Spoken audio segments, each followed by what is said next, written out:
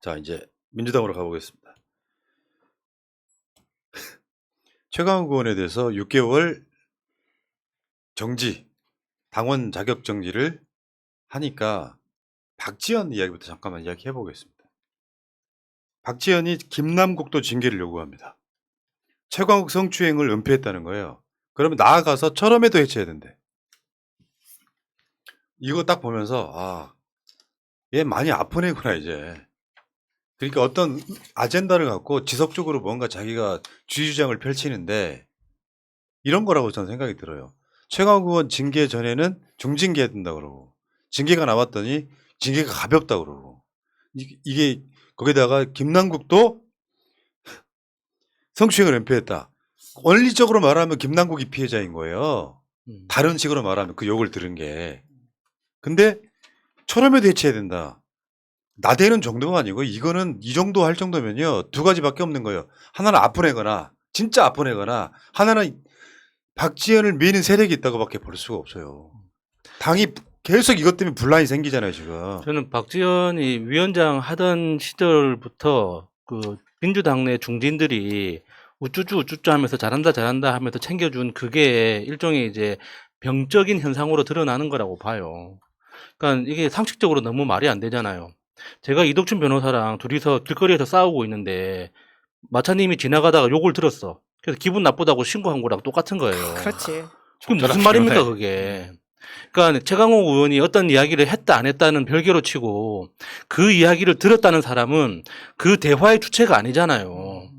근데 지나가다 들은 사람이 성적 모멸감을 느꼈다고 신고하고 그게 실제 처벌로 이어지는 게 말이 됩니까? 그러니까 이게 이런 거야.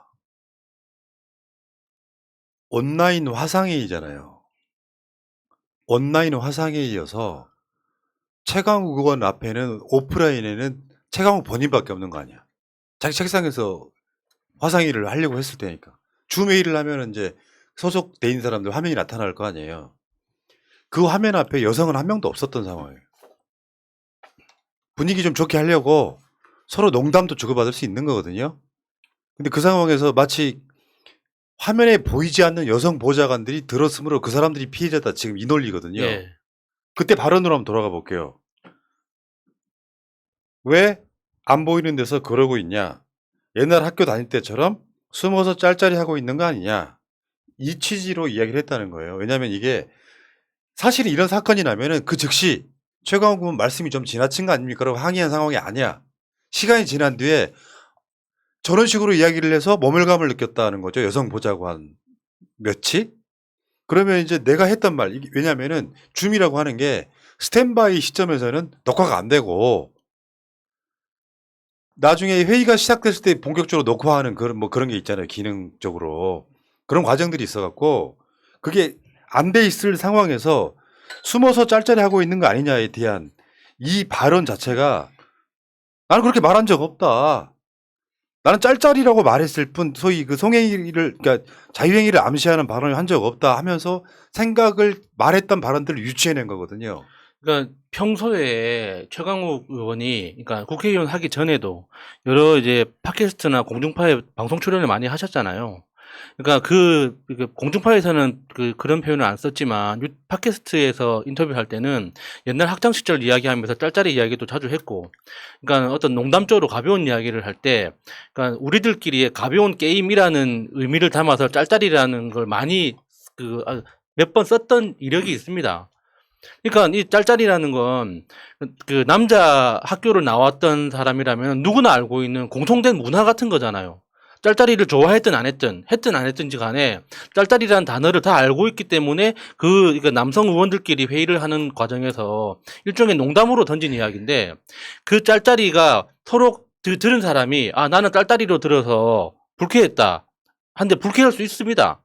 근데 불쾌할 수 있는데 그 여성 보좌진한테 어떤 층에서 특정해서 딸딸이라고 이야기한 게 아니잖아요. 그러면은 그 사람은 지나가다 들은 이야기예요. 그러니까 봐봐봐. 그리고 최강욱이라고 하는 사람의 기본적인 인격을 생각한다면요.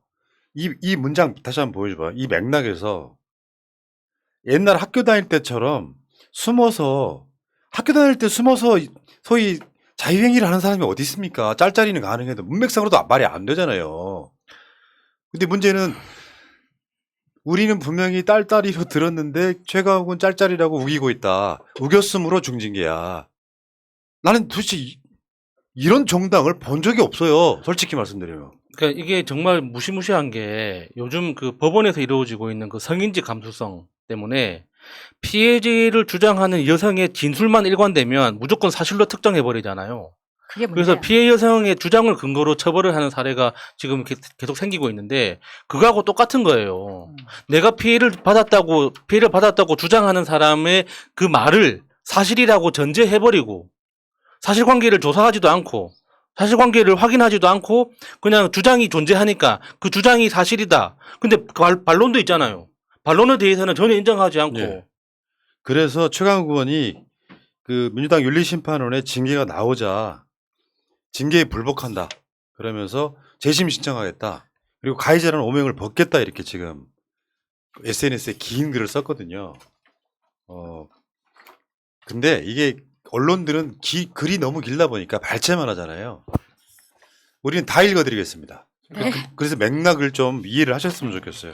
이거 A4 용지 3장 정도 되거든요. 딱 3장 정도 돼요.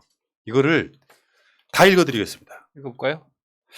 네, 최강욱 의원 페북입니다. 어젯밤 늦게 내려진 우리 당 윤리심판원의 결정으로 다시 한번 많은 분들께 심려를 끼쳐드리게 되었습니다. 정치를 한답시고 국회에 몸담은 일에 자랑스러운 성과에 대한 보고는 별로 드리지 못하고 매번 좋지 않은 소식만 드리게 된 것 같아 너무도 송구하고 면목이 없습니다. 이번 사안이 발생한 이후로 많은 억측과 공격이 난무했지만 당의 입장과 임박한 지방선거를 생각하여 최대한 제 개인적 의견의 개진은 자제하고자 했습니다. 어쨌든 제 실언으로 벌어진 일이라 사과를 올리기도 했습니다. 그 점이 많은 분들의 염려를 더 키운 것 같아 더욱 죄송합니다. 어제 결정 이후로도 언론을 포함한 많은 곳에서 여러 경로로 문의와 연락을 주셨음에도 일일이 제 입장을 말씀드리지 못해 이 글로 대신하는 것을 해량하여 주시기 바랍니다. 정치에 입문한 후로 반대자들에게서 가해지는 공격이야 늘 존재하는 백색 소음으로 생각했지만 제 불민함으로 인해 발생하는 좋지 않은 결과가 있을 때마다 성원하고 염려해 주시는 분들께 늘 폐만 끼치는 것 같아 정말 어떤 말로 제 고맙고 손광 마음을 표현해야 할지 모르는 시간들이 이어지고 있습니다. 분명 정치인으로서 제가 감당해야 할 일이니 어떻게든 잘 견디고 이겨내도록 더 노력하겠습니다. 저는 윤리심판원의 이번 결정에 대해 앞으로 당헌 당규에 의해 주어진 재심 신청 절차를 통해 사실과 법리에 대한 추가적인 소명과 판단을 구하고자 합니다. 또다시 억측과 비난이 이어지더라도 분명 한 명의 사람이기에 존재하는 제 인권과 명예를 지키기 위해 제게 주어진 권리를 적법 절차를 통해 성실히 실행하겠습니다.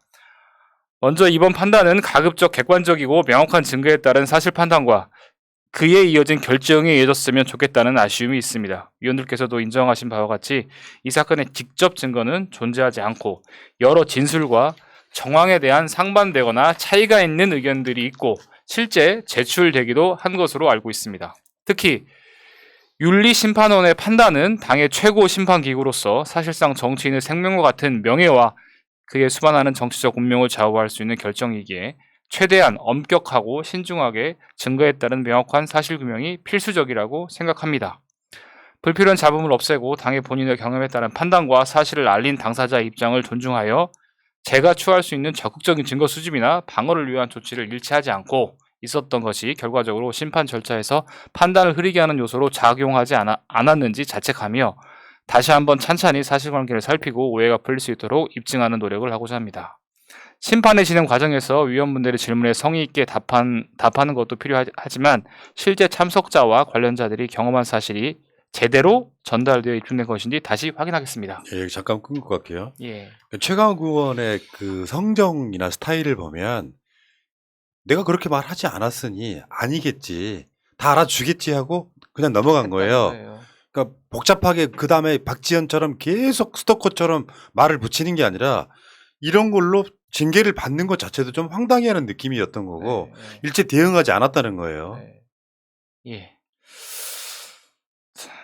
한편 제 발언 등의 진위 판단만큼 더 중요한 사실관계에 대한 판단이 소홀하거나 간과된 것이 아닌지 아쉬움도 있습니다. 저의 가해 여부를 입증하기 위해 전제되는 것은 저와 참석자들이 인지한 사실과 발언의 의도에 대한 부분일 것입니다.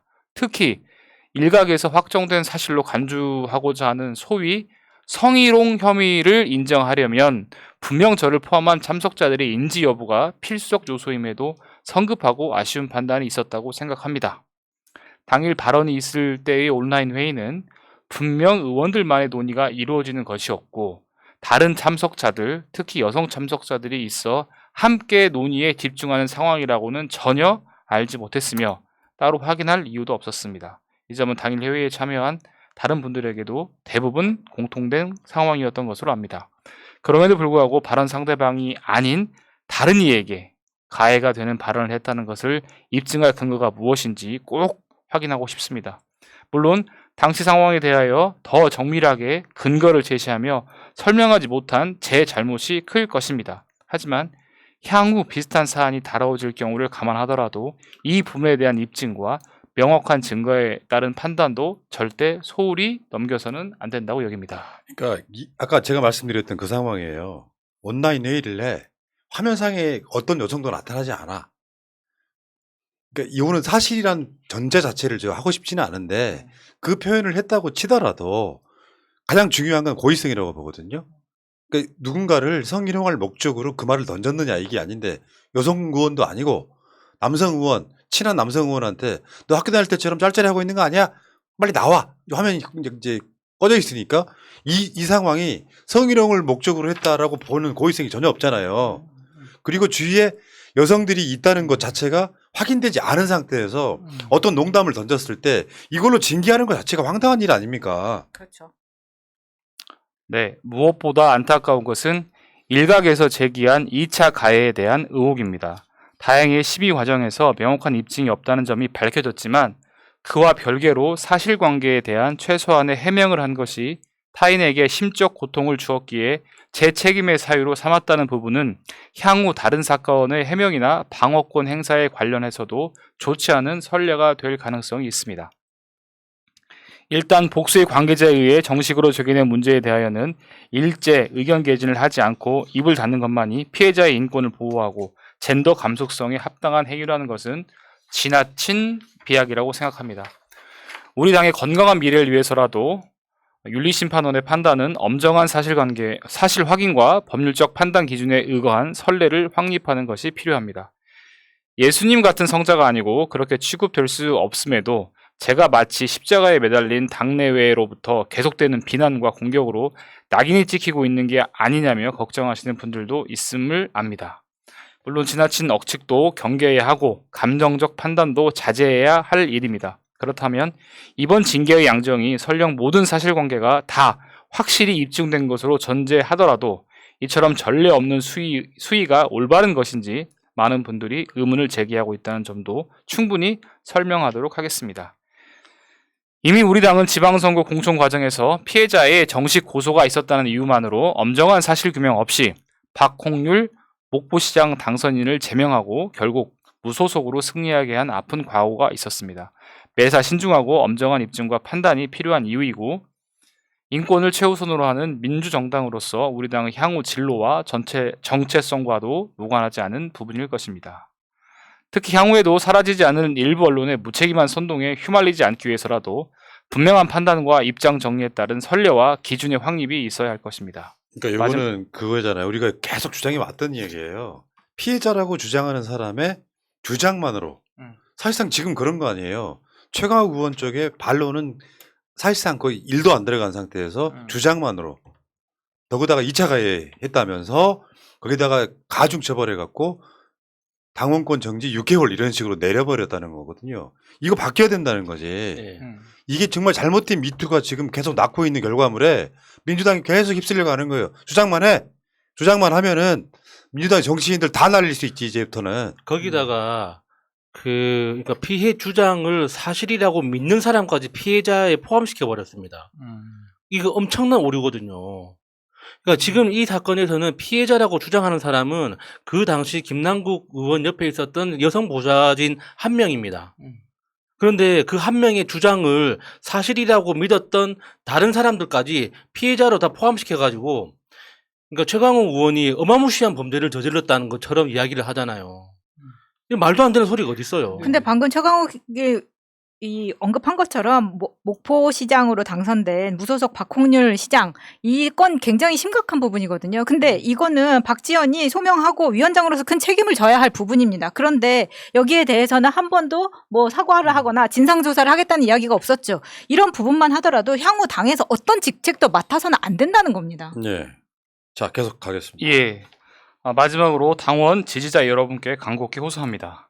이번 결정과 관련해 확인되지 않는 사실이나 성급한 추측으로 민주당 의원, 당직자는 물론 당원분들 상호간의 비난을 남발하는 것은 반드시 자제해 주시길 바랍니다. 위기에 처한 우리 민주당의 미래와 민주주의의 성취, 오로지 국민과 나라를 위한 올바른 개혁의 완수를 위해서라도 가급적 아쉬움과 결점보다는 서로의 장점을 살피고 긍정의 에너지를 보태고 공유해 주시기를 충심으로 부탁드립니다. 재계 향후 이어질 재판을 포함한 다음 과정에서도 여러 어려움이 있겠지만 분명히 감당해야 할 제 몫이니 잘 견디고 이겨내도록 하겠습니다. 정치에 입문하며 드렸던 약속과 제게 주어진 책임을 잊지 않고 마지막까지 제가 할 수 있는 최선을 다하겠습니다. 그 책임을 위해서라도 제게 주어진 거짓말이나 성희롱에 의한 가해자라는 오명은 꼭 벗어나고 싶습니다. 정치인이 아닌 시민으로서 제 인권도 주어진 절차에서 확실히 보장되고 오해가 바로 잡힐 수 있기를 기대합니다. 여러모로 부족하기만 한 저를 걱정해 주신 여러분들께 늘 심려만 끼쳐 송구하다는 말씀을 다시 한번 올립니다. 어느 분께서 보내주신 지금 당신은 대한민국의 행정, 입법, 사법, 언론, 정당 어느 곳에서도 비호감인 사람인 것 같다는 말씀이 떠오릅니다. 어디에서부터 무엇이 잘못되었는지 깊이 살펴 더 이상의 폐를 끼치지 않는 사람이 되도록 더 성찰하고 정진하겠습니다. 정치를 하고 대의를 위해 헌신한다는 말만을 앞세우고 막상 이룬 것은 없이 주변의 불편과 폐만 끼친 회한이 남지 않도록 늘 부족함을 채우는 노력을 멈추지 않겠습니다. 존경하고 사랑합니다. 그리고 진심으로 송구합니다. 예. 긴 글 읽으시느라고 수고하셨어요. 진짜 글 읽는 거 쉽지 않아요. 어렵네요. 이제 A4용지 3장 정도 분량인데 네. 폰트 10? 근데 이렇게 읽어주지 않으면 맥락이 왜곡되기 때문에 다 읽어드리는 거예요. 그냥 나는 재심 청구하겠다가 언론이 뽑는 헤드라인이잖아요. 네. 근데 이 내용 보면 최강욱 의원이 정확하게 어떤 생각을 하는지 이제 알 수 있잖아요. 네. 제가 이제 읽어보니까 결국은 최강욱 의원이 사실관계 확정하고 판단하고 그다음에 양형에 관해서 말씀하시고 마지막에는 정치를 시작하고 이런 이제 외로운 길을 가고 있는 것에 대한 소회를 말씀하신 것 같은데 사실관계 확정과 관련해서도 본인이 어떤 뭐 지방선거나 여러 가지 상황 속에서 적극적으로 소명하지 못한 이런 부분에 대한 아쉬움도 있었고 판단 부분도 사실은 아까 야수님도 말씀하셨는데 상대방 일방적인 주장을 너무나 좀 이렇게 받아들인 것 아닌가 이런 것도 있고 그 다음에 이제 만약에 그게 사실이라고 인정하고 싶지 않지만 뭐 그렇게 판단이 된다고 하면 이 양정 또한 너무한 것 아닌가 이런 예. 것이 있고 맨 마지막에 결론 내리지 말고요. 네, 지금 맨 마지막에 토론하는 보니까 과정인데. 예예 참 아쉬움이 큽니다. 읽다 보니까요. 그러니까 알겠는데 네. 자 뒤에 이제 그 이야기 할 시간이 있어. 네네. 좀 너무 성급해. 네네. 박지현이야?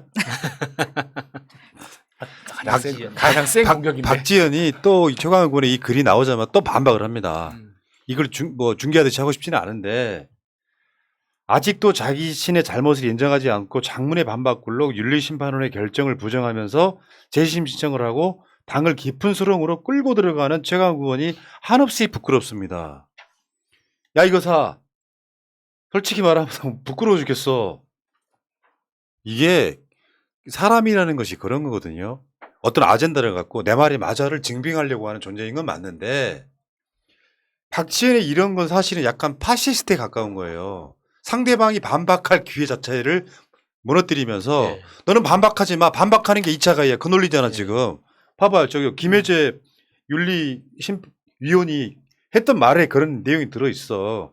해명하는 과정에서 부인하면서 그걸 진실로 믿는 피해자들에게 심적 고통이 계속적으로 가해졌다. 이 부분에 대해서는 무겁게 받아들였다는 점. 그러니까 김혜재의 말에 의하면 최강욱이 당원권 정지 6개월 된 이유가 이거예요. 안 했다고 주장하면서 피해자들에게 심적 고통을 계속적으로 가했다. 이게 2차 가해 근데 논리잖아. 피해자로 이렇게 넣어버린 그 그룹들이 존재하지 않는다는 거죠. 피해 당사자들이 아니잖아요. 누가 피해자라는 겁니까? 피해를 받았다고 주장하는 그 한 명의 여성 보좌진의 주장을 보고 그 주장에 동조하는 사람들이 피해자라는 겁니다. 그게 말이 되는 거예요? 그러니까 어떤 발언을 했을 때 이 발언에 대해서 나는 그렇게 하지 않았다라고 주장하는 상황이 있잖아요.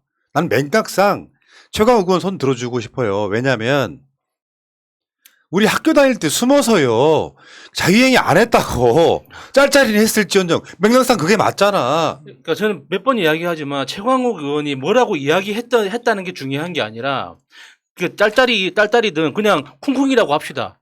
쿵쿵이라는 말을 듣고 어떤 여성 보좌진이 불쾌했대. 알았어, 불쾌했어. 근데 그거 어쩌라고 그러면 그걸 가지고. 근데 그럼 그 정도의 발언을 가지고 불쾌했다는데 불쾌한 사람은 한 명이고 불쾌했다고 믿는 사람이 10명이야. 그럼 피해자가 11명이 되는 겁니까?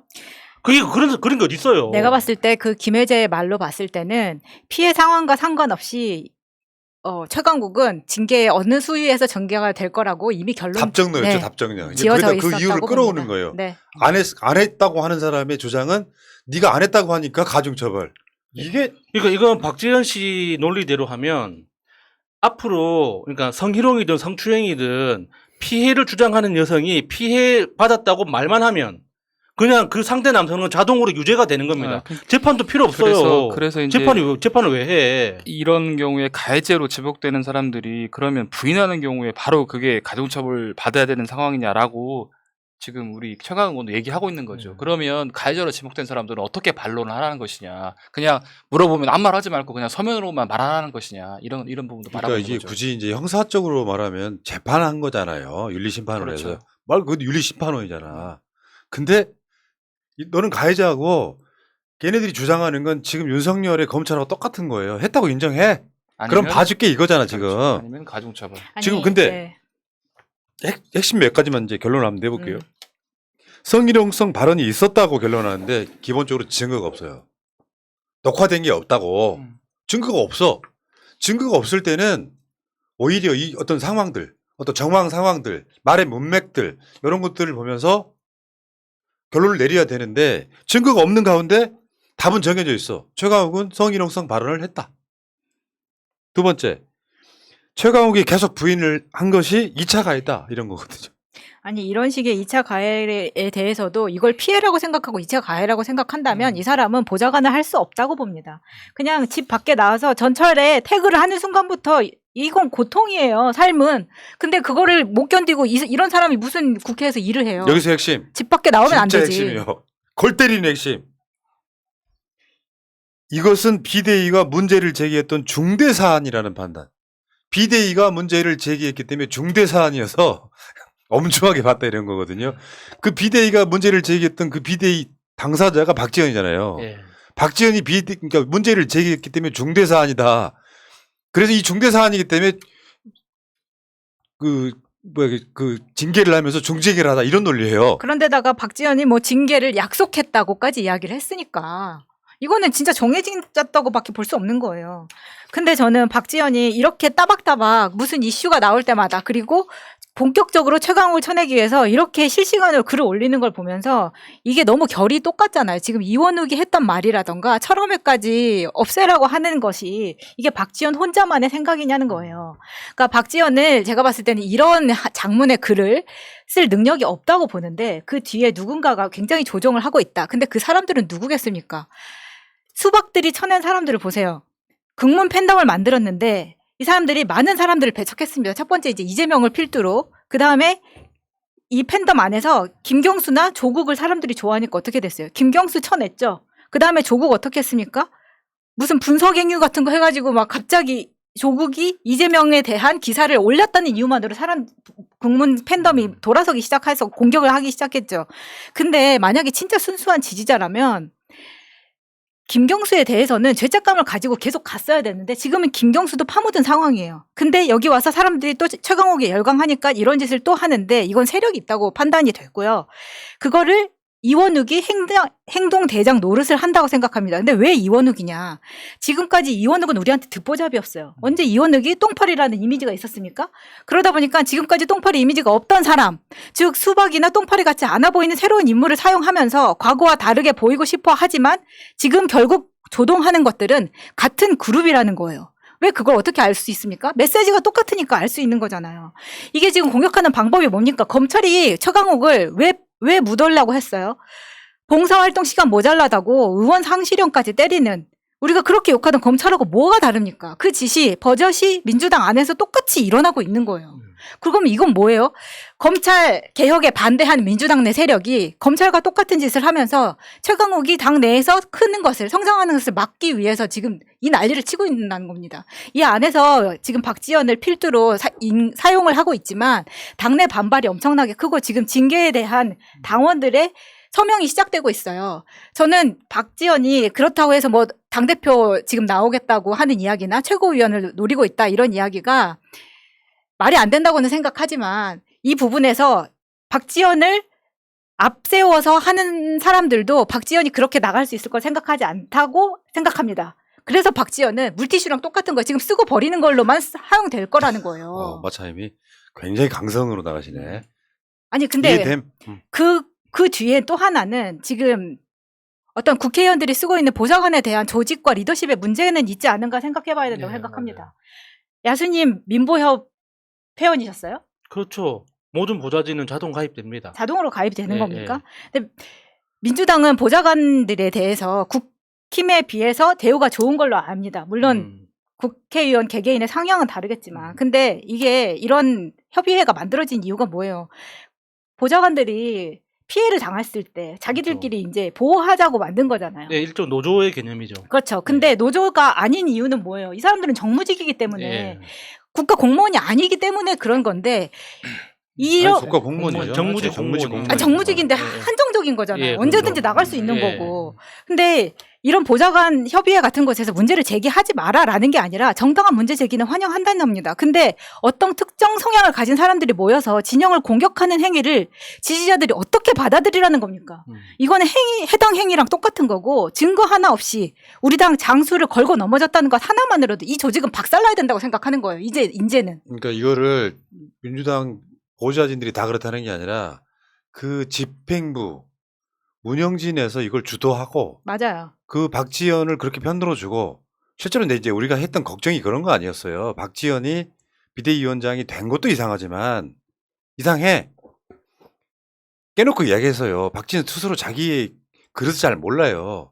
사회적으로 그나마 젊은 사람들이 뭔가 이렇게 사회적으로 두각을 나타낼 때는 그 실력을 인정받고 하는데 되게 30대 넘어가서 초반이든 어쨌든 어느 분야로 한번 보세요. 젊다. 정말 이 실력을 인정받은 게 한 20대쯤에 어떤 트레이닝을 거치면서 뭐 방송이든 뭐든 간에 다 그런 방식으로 끌어가거든요. 20대 중반의 젊은 청년 하나가 들어왔을 때는 본인이 맡는 역할은 이런 식으로 정치 싸움 하라는 게 아니거든요. 근데 이거를 지금 정치 싸움 하면서 오늘 진짜 제가 분노한 건 그런 거예요. 최강욱 의원의 글에 대해서 이런 식으로 반박을 해버리잖아요. 닥쳐라 이런 이야기잖아. 네. 어떻게 반론을 못하게 그게 민주당이야? 그게 민주정당이냐고. 그러니까 저게 박지원 혼자 쓸 수가 없는 글인데 민보협이 다음 달이면 회장 선거를 다시 합니다. 이게 임기가 1년이고 지난 6월에 그러니까 7월에 선거를 했기 때문에 다음 달에 선거를 다시 하는데 이런 민보협이 왜 필요한지 생각을 해봐야 된다는 거죠. 의원에게 어떤 증거도 없이 자기들의 뇌피셜로 칼을 들이든 집단을 보좌관이라고 받아들여야 되는지 국회의원 감시하는 건 좋은데 본인들이 국회의원과 최측근으로 정보를 공유를 하고 있으니 국회의원급이라고 생각을 하는 겁니까? 근데 지금 민보협이 잘못하고 있는 건 맞아요. 그 민보협의 역할 자체가 이런 정치 싸움에서 의견을 개진하거나 어떤 특정 진영의 편을 들거나 하는 건 절대 민보협의 역할이 아니거든요. 그러니까 그래서 이 이제 별정직이기 때문에 노조가 없어서 부당행위를 당하면 자기들을 보호해줄 단체가 필요한 건 이해를 하지만 지금의 민보협이 이런 식으로 나온다면 이제는 지지자들이 민보협을 감시하고 보좌관 하나하나에도 체크를 할 수밖에 없는 거잖아요. 이 나설 수밖에 없는 상황을 이게 전체 보좌관들에게 이 사람들이 큰 피해를 주고 있다는 겁니다. 이게 그런 의도 아니에요. 우리가 보기엔 나쁜 의도. 특정 국회의원에 가까운 보좌관이 민주당 보좌진 협의회 운영을 하면서 그 특정 의원들과 반대편에 있는 사람들을 이런 용도로 치는 용도로 쓰는 거라면 굉장히 심각한 문제가 있는 거예요. 예. 그래서 지금 저는 이렇게 봐요. 뭐 그 박지원의 인맥관계랄까 만들어지는 것들이 있잖아요.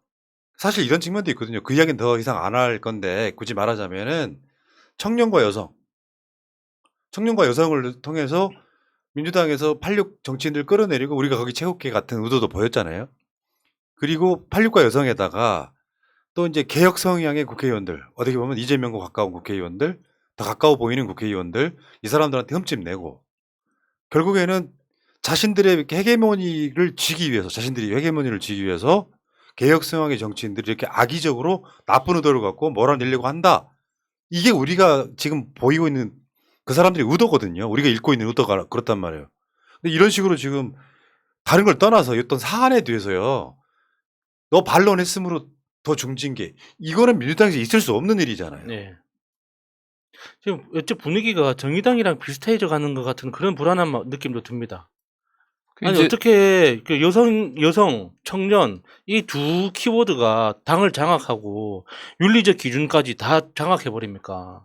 말이 안 되는 거잖아요.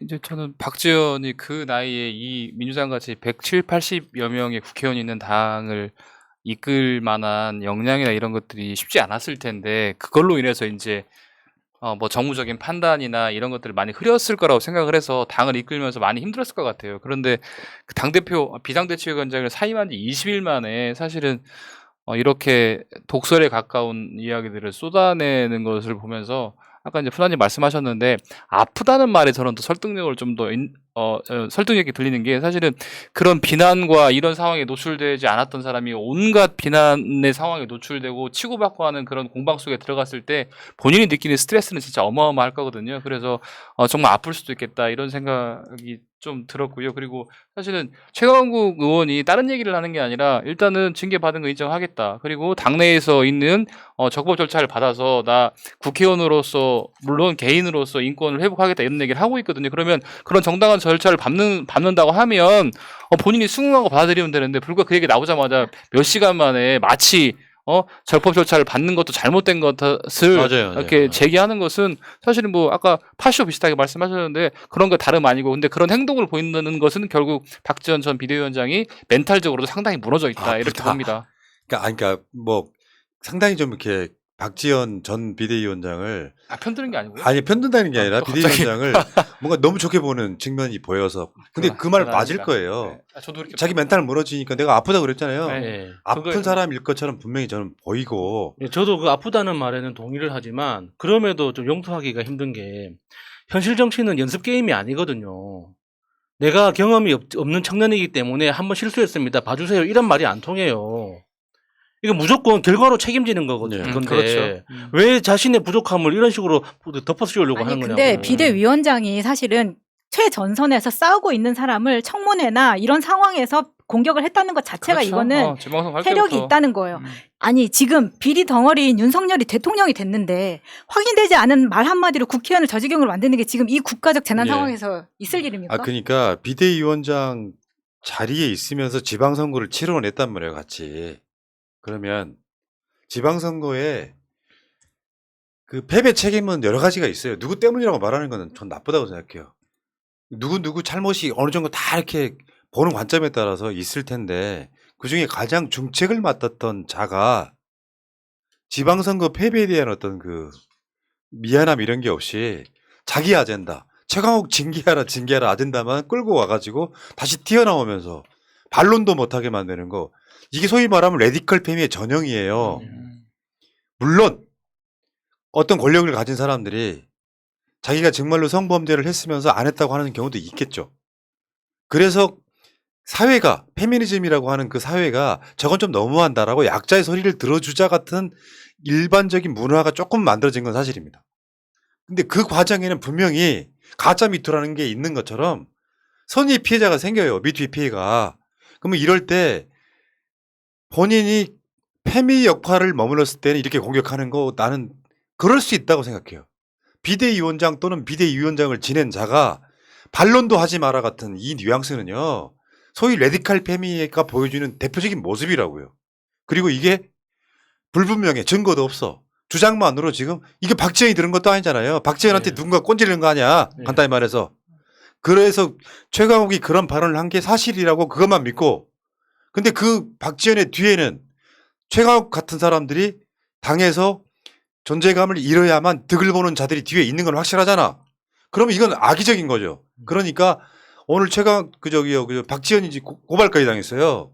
굉장히 악의적으로 저러고 있는 거거든요, 지금. 이제 그리고 박지원 위원장이 한 가지 더 유념해야 되는 게 제발 본인의 진정성이 뭔지는 모르겠지만 이렇게 먹잇감을 던져줘가지고 보수 언론들이 좋은 먹잇감을 물어뜯게 만들지 좀 않았으면 좋겠어요. 그런 네. 부분 생각하고 좀 말했으면 좋겠어요. 알겠습니다. 자, 최강욱 이야기는 뭐 이따가 뭐 다시 좀 하더라도 일단 여기까지 끊고 갈게요.